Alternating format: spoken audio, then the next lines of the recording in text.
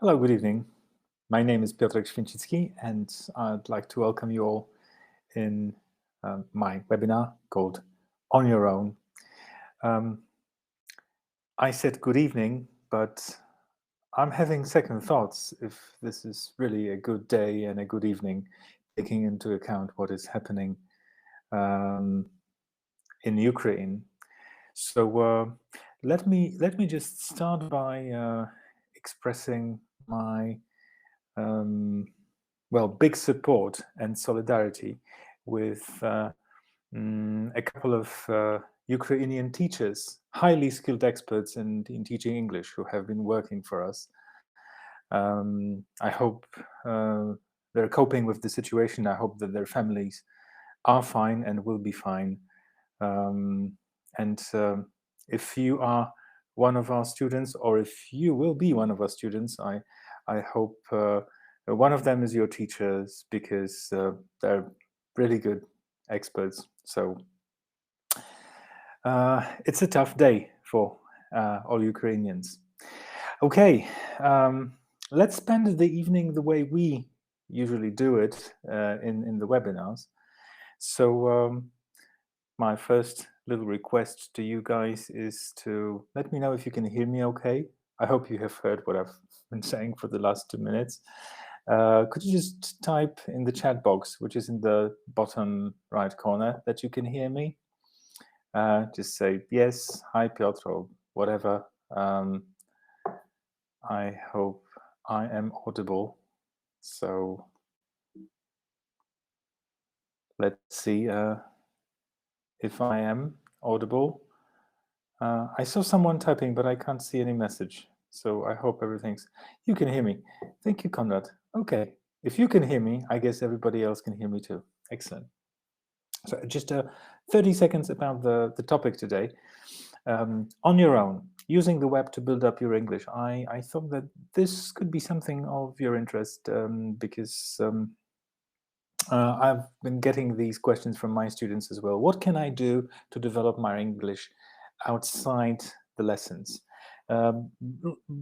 Actually, there are lots of things, maybe even too many things that you could do. So I've decided to select the ones that I subjectively think that could be quite useful.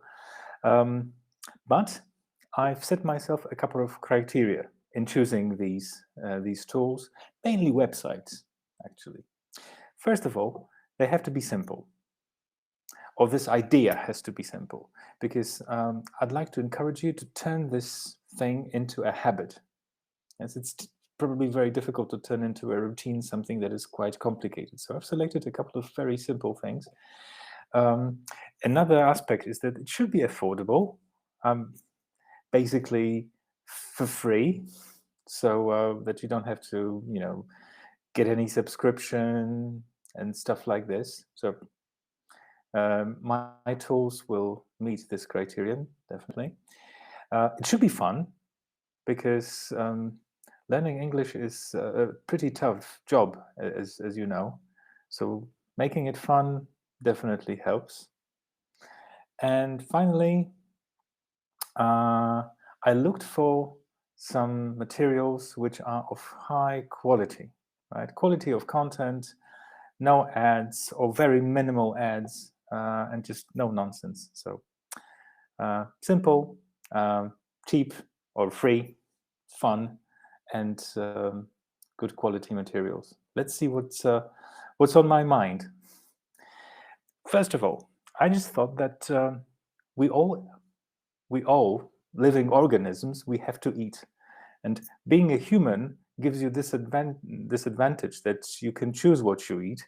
And some of you, I guess, like preparing food. Maybe some of you are foodies, which means that from time to time, you want to have something else for dinner, something different than usual, that you're looking for a recipe.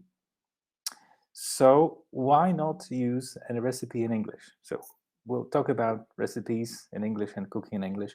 I'll give you a couple of tips for using websites to boost your listening skills. Also, video stuff that you can watch. Not very long, something you can, surely afford during a working day. One very good website for developing reading, and another website for just, practicing your language skills. So here we go. The first website I wanted to show you is something that some of you may be aware of. It's called just BBC Food. Let me show you how it works. Okay. I've prepared a short video. I'll be explaining things here in this little camera box, and on the other side you can see my video material. So how to get there?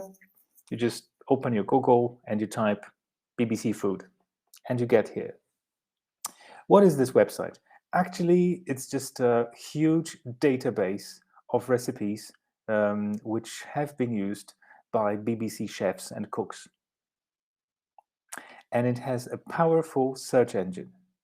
And what it does, it enables you to look for recipes using the tabs here. One of the tabs is called Ingredients. So you can search by an ingredient. Cayenne pepper, camembert, whatever, bacon. So you basically choose the ingredient or ingredients. Imagine that you open your fridge and you can see a box of cheese, right? Like camembert. What can you do with the camembert? You just click it. You get the website, which is, or bacon, which is full of recipes, very easy ones to make, actually. Let me just show you what those recipes look like. Okay, so avocado and bacon. A couple of very easy ingredients, which are probably available at your local shop. So that's the shopping list. The method, very simple. If you're thinking about your Friday evening meal, why not do this, right? So that's very easy. Making this into your routine. Like, why should you use Polish recipes, Polish websites? Go here and practice your English. Maybe you have to look up a word, but that's okay. You'll learn something new. You can also use this website to search for a particular recipe. So not only ingredients, but also a particular recipe. For instance, you want to prepare a quesadilla, right? That's the Mexican snack or dish in itself. Quesadilla, quick and easy recipes. I always pick this, and here you go. A quick recipe for quesadilla. 1 yellow pepper, 1 mango, cherry tomatoes. Very simple ingredients, and you can prepare it in almost no time. So that's that. The website also enables you to search by the name of your favorite BBC chef. Those celebrities who cook on BBC Food channel, Nigella Lawson and many others. One of my favorite, I like Nigella, but I prefer Rick Stein. He's my favorite celebrity chef. And what I'm doing here in this video, I'm looking for his recipe for one of my favorite pasta dishes, which is spaghetti carbonara. There are many variations of this dish. The one with cream is absolutely unorthodox. Don't use cream. Italians don't do this. Oh, you can use cream if you want, but it's not Italian per se. So where is it? I was just I couldn't find it here, so I just I think I just typed carbonara, and here it is, almost there. That's my favorite recipe because it's very simple, and I saw it in one of his programs. As you can see, not too many ingredients. Again, very easy method. What else would you like to? Do you need? It's just this. However, you may want to compare what you can find here in BBC with some other website, and I sometimes do that. So I go to Jamie Oliver's website. He was once a BBC chef, as you know, and you can practically do the same here. So you can search by the ingredients, or you can search for the dish itself. So if you want to see, how Jamie Oliver prepares quesadilla or spaghetti carbonara, you can just compare two recipes, and maybe you can find a golden mean. You may say, okay, Piotrek, but there are hundreds of websites with recipes. Yes, true, but these are the ones which are of excellent quality, and they are for free, no stupid ads. And it's not only about the quality of English, it's about the quality of recipes. So consider this, tomorrow's Friday. Why not make some special supper or a Saturday lunch or dinner with one of these websites? You will surely practice your English, your reading skills. Isn't that the ultimate test of English? Reading comprehension, that you can read a recipe, understand it, and then prepare the dish, and give it to your family, friends, and ask if it's good, or you can judge it yourself. So, cooking, that's my first idea. We'll be using BBC again, but this time for something else. A couple of days ago, when I was preparing this, I searched for BBC Radio website. It doesn't exist. Now it's called BBC Sounds, because it's actually more than a radio right now, the whole portal. So anyway, my idea for you here is that it's 6 a.m. in the morning or 7 a.m. in the morning. It depends where you are. It can be in your car, on, waking yourself up at your home because you're home working. And what you normally do, you switch on the radio or television. But instead of switching the Polish radio, you go to a BBC website, BBC Sounds or radio, or you just open an app on your phone, and you look for a radio station somewhere in Britain. The more exotic, the better. For instance, you want to listen to what people in Sheffield are listening to in the morning. Sheffield, very nice accent, quite unusual. This is not a morning show here, by the way, but I'm just trying to show you how easy it is to actually listen to British radio at home. And true, the weather news are surely different. Information about traffic jams, probably not really relevant, but you just listen to your English. If you're in your car, I bet you can use your mobile phone. You can just hook it up with your Bluetooth speakers and just listen to BBC Radio in your car. Yeah, that's a pretty good idea, and something you can turn into a routine. Again, every morning or every evening. It's not only, talk radio here. There's also music, so you can have fun and listen to English. Okay, that was my second idea. My third idea is somehow connected. That's for those of you who have who like watching news. Actually, today there's a lot of news everywhere on the internet about Ukraine, but it's because it's such a hot topic, right? But imagine starting your day at work. I won't tell your boss about it, but imagine you're starting your day at work by devoting just 1 minute to a listening exercise in English. How do you do this? Well, you go to a website called BBC News. Just a second. I'm trying to find it. Yes, here it is. So just go to Google, you type BBC News, you get this page. And every day, there's something called 1 Minute English. It's published every day. It's like the recap of yesterday. It's news. 1 Minute English. Let's see what it looks like.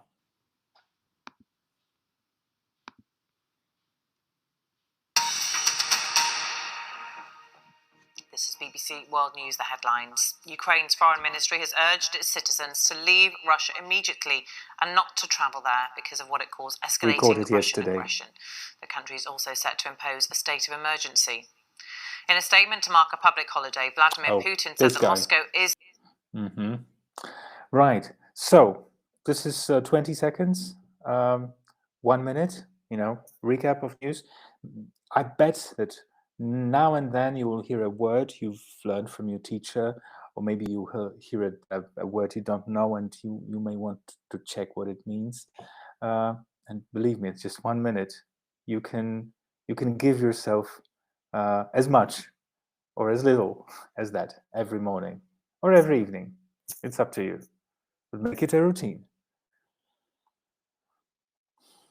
Oh, there's one more thing.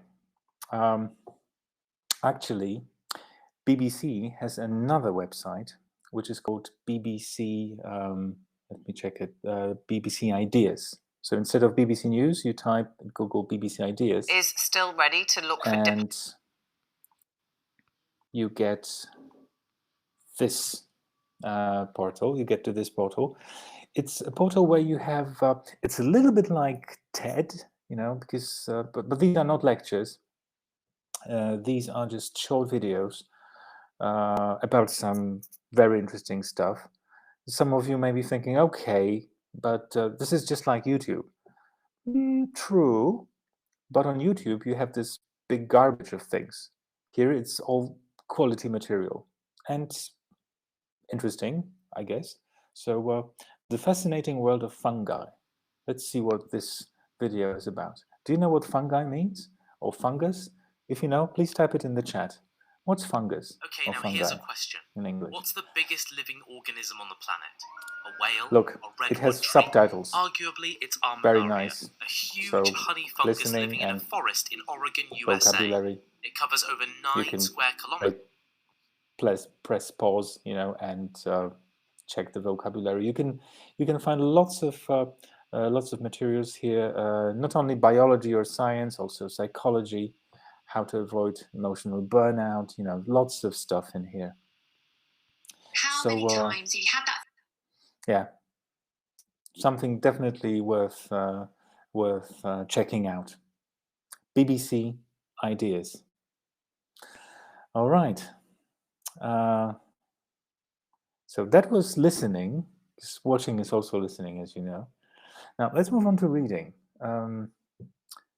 Reading English in a lesson is learning. It's hard work, isn't it? Even if you get a text to read for your homework, you just have to spend 10-15 minutes reading, decoding vocabulary to make your teacher happy in the next lesson, right? Of course, I'm joking about making your teacher happy. It's about your progress. But anyway, you know what I mean. It's hard work. But why not consider reading in English a pleasurable activity? Reading for pleasure. So how can you do this? If you like reading, of course. You go to a website, which I discovered quite recently. And it's totally free and it's legal. And it's called English eReader. Okay, I'm not sure if it's entirely legal, but I think it is. So what you can do here is you have a huge library of graded readers. So books which are written in English, but which are shortened or the language is simplified. So it's all broken down into levels like A1, A2, B1. So depending which level you are, you can choose this level, and then have a look at the books which are meant for this stage of learning English. And you can read it. What's the best thing? The best thing about it? Actually, there are two best things about it. let me just show you what variety you can have here.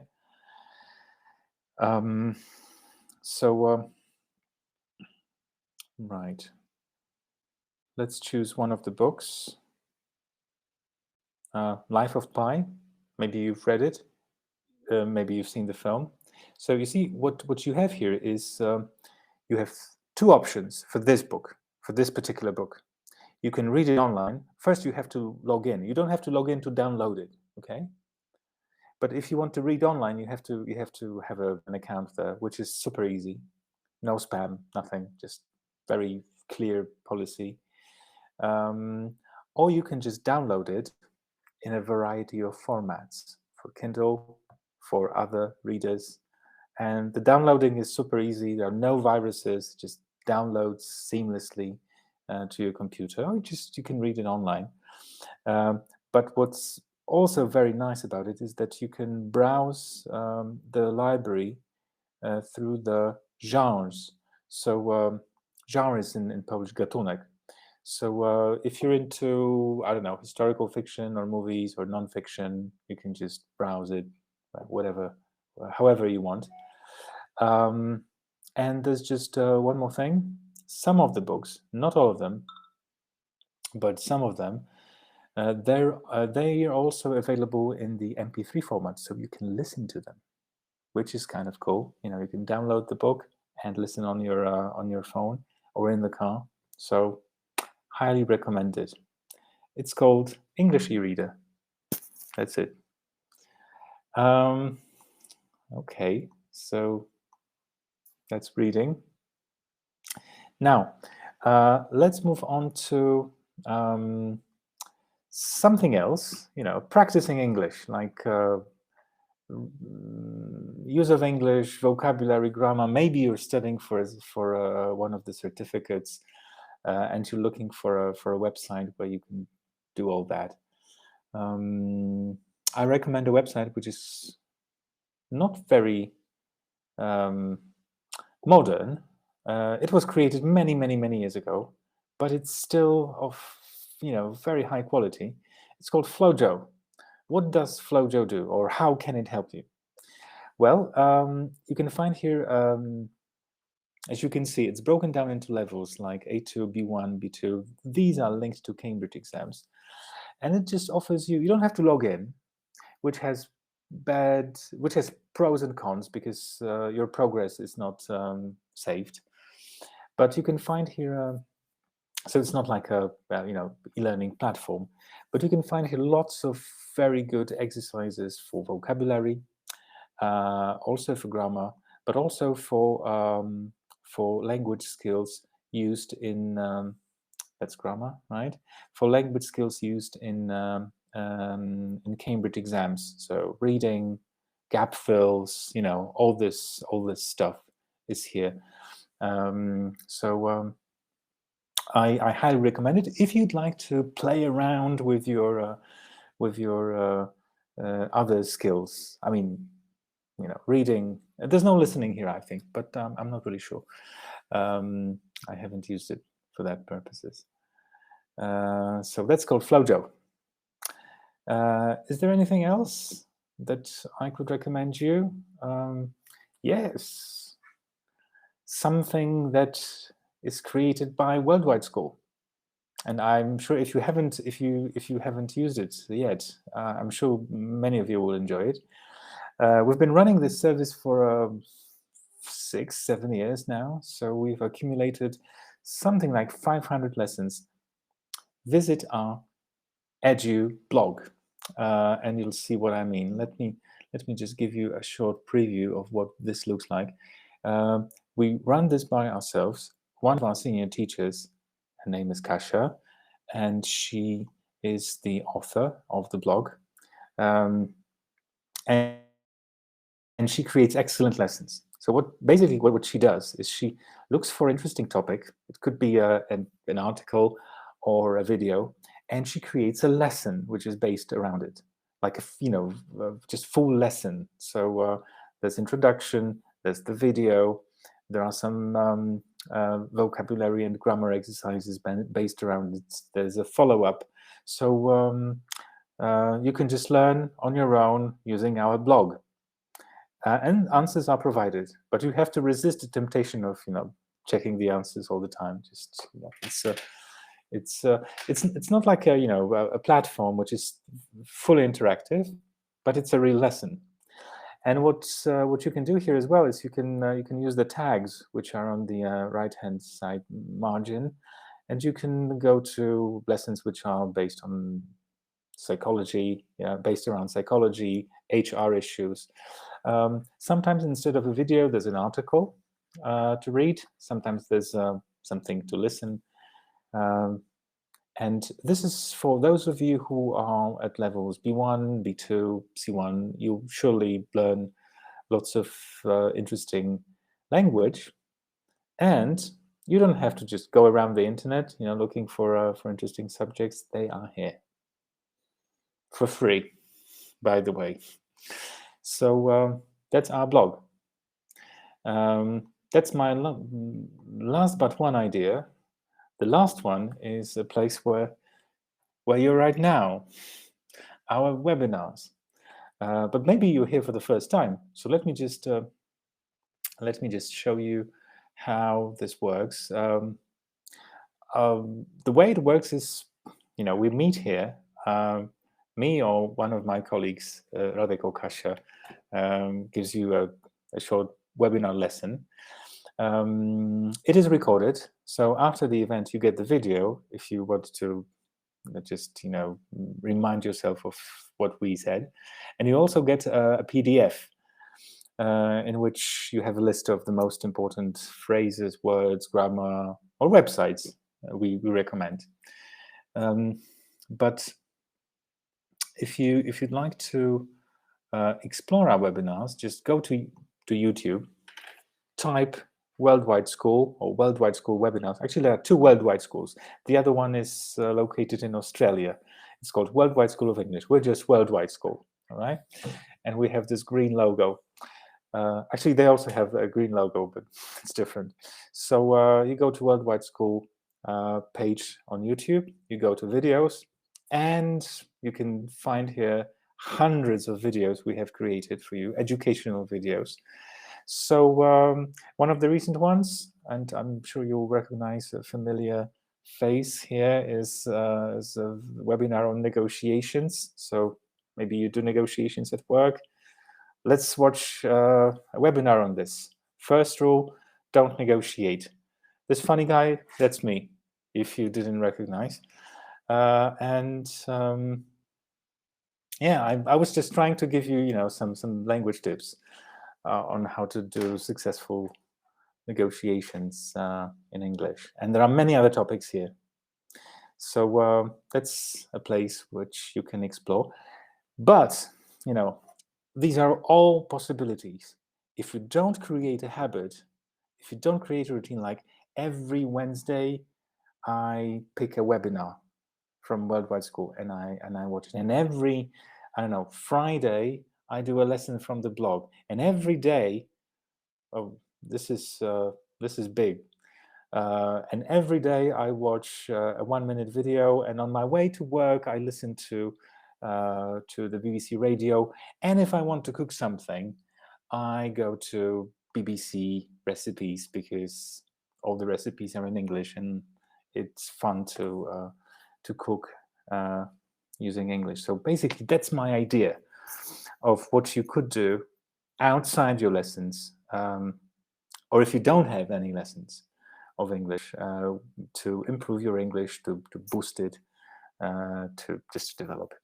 Okay, so actually, this is what I wanted to share with you.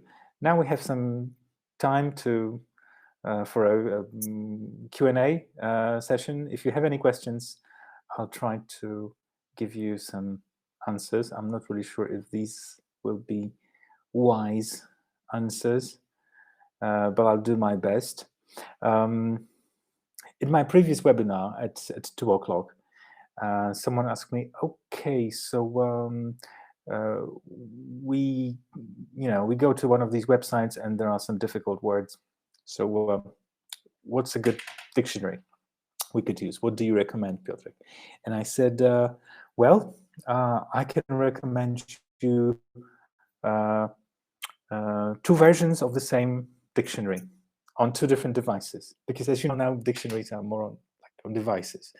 So those of you who've been using iPhones, and I'm not boasting, boasting of that I have an iPhone. It's just it's a very old iPhone, but even this one is supported with the best dictionary, Polish, English, English, Polish dictionary, and an English dictionary available. It's called Oxford English Dictionary /PWN. All you have to do to have access to this dictionary is you go to settings, you go to dictionaries, and you choose Polish English or English Polish, I don't remember. And the way it works is you open your home screen, you slide down your finger, and here in the search box, you type the word fungus, for example. Okay? So what your phone does, it gives you the definitions. I'm not sure if you can see that, but it gives you definitions of what fungus is in English and in Polish. Super easy if you'd like to translate a word. Actually, you can do the same on your Mac with the latest version of the operating system. So that's for iPhones. And yes, it's for free here, which is good news. I have good news for Android users.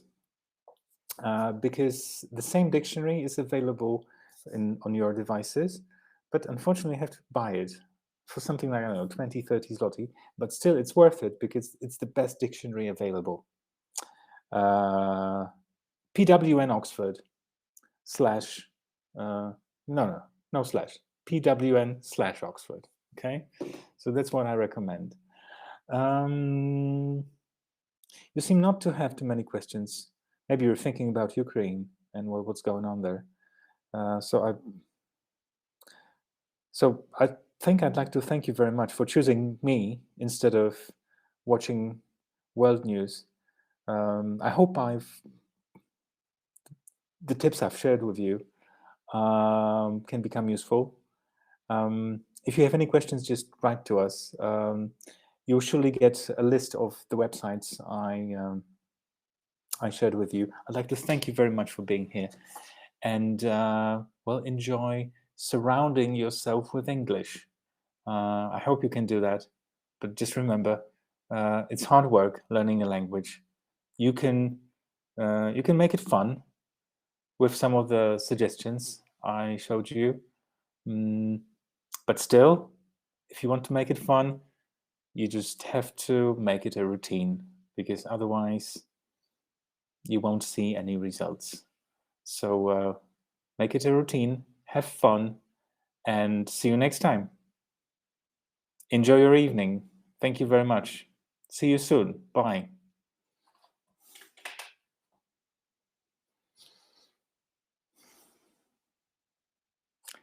Thank you, Gosia. That's very kind of you.